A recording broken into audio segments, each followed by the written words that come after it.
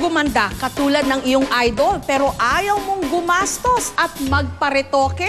Meron na ngayong tinatawag na magic makeup.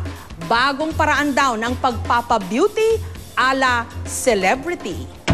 Dahil sa kanyang blonde hair at blue eyes, malulusog na dibdib, maliit na bewang at napakahabang legs, ang 21 anyos na Ukrainian model na si Valeria Lukyanova nagmistulang real-life version ni Barbie. Pero marami ang bumatikos kay Valeria. Retokada raw siya. Patunay raw rito ang mga naglabasang mga luma niyang litrato sa internet. Subalit mariing itinanggi ni Valeria na sumailalim siya sa operasyon. Di umano, all natural ang kanyang beauty. Likas daw na maganda ang kanilang lahi at ang kanyang gamit para magmukhang manika, make-up lang daw.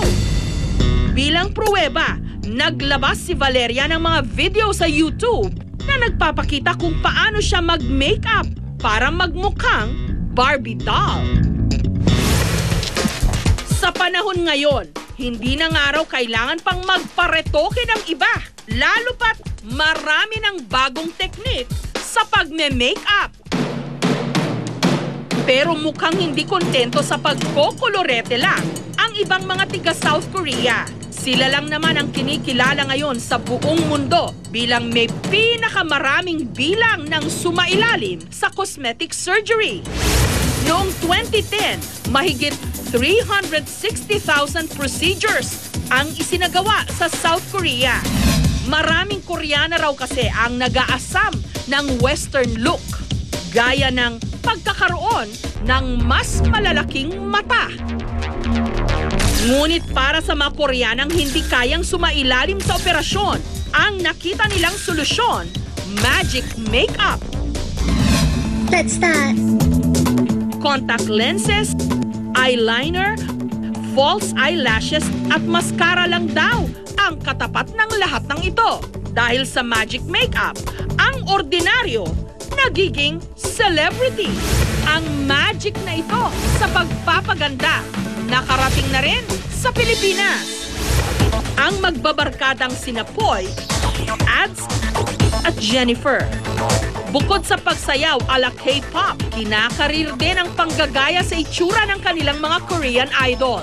Na-addict po kami na ibahin lagi yung kulay ng buhok namin. Nursing po yung course namin, bawal may kulay yung buhok. Pero sa sobrang gusto namin, magmukha kaming K-pop, go lang po talaga. Super playful ng color nila, pero nagmamatch. Tapos, since yung body nila is thin, slim, parang lahat bagay, kahit anong ipasok mo na damit. Ngunit para maging 100% Korean daw ang kanilang look, susubukan nila ang magic makeup.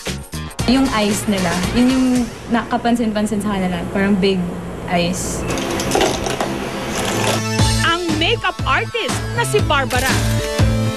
Kaya raw tuparin ang pantasya ng kahit sino na maging kamukha ang kanilang idolo. They get so much fulfillment at saka confidence pag kayo nakikita ng tao na akala kasi nila everyday yan ka na eh, yan ang itsura mo. Pero pag na-makeupan ka, itatransform ka talaga. Tapos wow, mas magiging maganda pa pala ako. Sa kanyang makeup chair, isa-isang sumalang ang magbabarkada.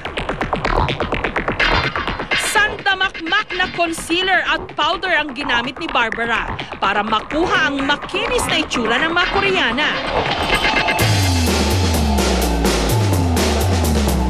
Gumamit din siya ng contact lenses.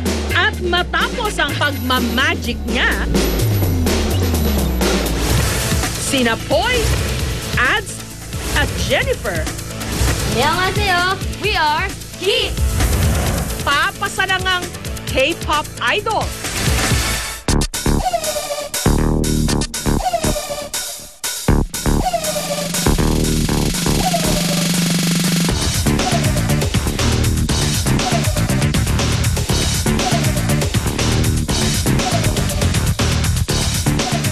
Sobrang nag-iba yung itsura namin and sobrang nagmukha kaming Koreans talaga.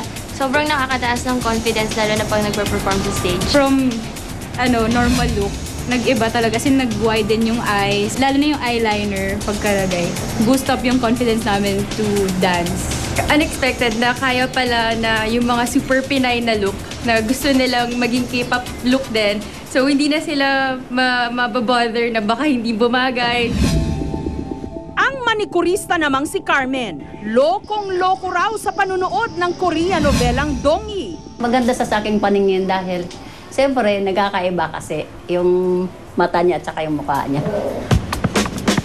Kung mabibigyan lang daw sana siya ng pagkakataon na maging kamukha ni Dongi, hinding-hindi niya ito palalagpasin.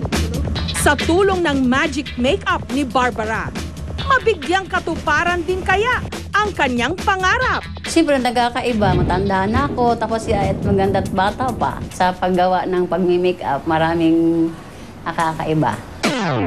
Samantala, nag-aabang na mga kasamahan ni Carmen. Excited silang makita ang Korean look ng kanilang kaibigan. Okay naman siguro yun. Siguro bumata siya. So parang first time ko siya makikita na naka-makeup, naka-postura pa rin. Hanggang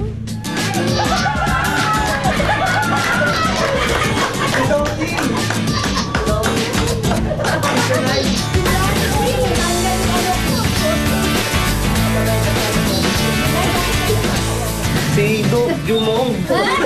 Kagaya niya si Dongi, dami niyang fans sa labas. Nagbabago yung mukha niya. Bumata siya. Hindi ko akalain na ganito. Ay, bakit kayo natatawa po? Nasisiyahan. pero kahit malaking tulong ang makeup sa pagpapaganda, may mga depekto pa rin sa mukha na hindi basta na itatago. Gusto raw ni Ruby na maging mas makinis at maaliwalas ang kanyang mukha at permanenteng solusyon ang hanap niya para mabura ang kanyang mga peklat. Nagkaroon ako ng acne breakouts. So, nag-iwan siya ng mga scars sa mukha ko. That's why I want the scars para mawala. Yun nga lang, kinailangan munang tusok-tusukin ang kanyang mukha ng maliliit na karayom.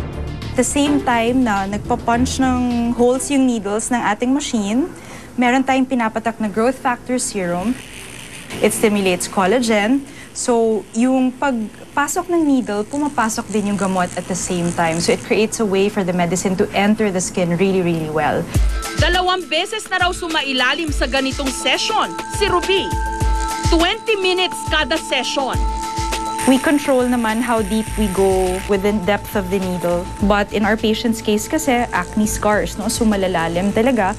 It would really very much help if the needles went in a little deeper. At ang bayad, mahigit 16,000 pesos. Medyo madugo nga lang. Pero kaya raw niya itong tiisin. Alang-alang sa kagandahan. Yung pain niya, I think normal lang pagka kunyari nag-astringent ka o toner. Parang ganun lang yung pain ngayon. Parang may stinging lang siya effect. Pero yung procedure is tolerable.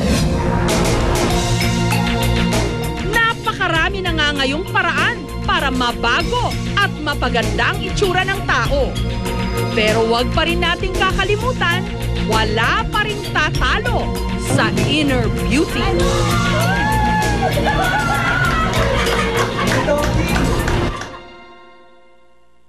Would you dare to step out without makeup? No makeup? No way! So they took the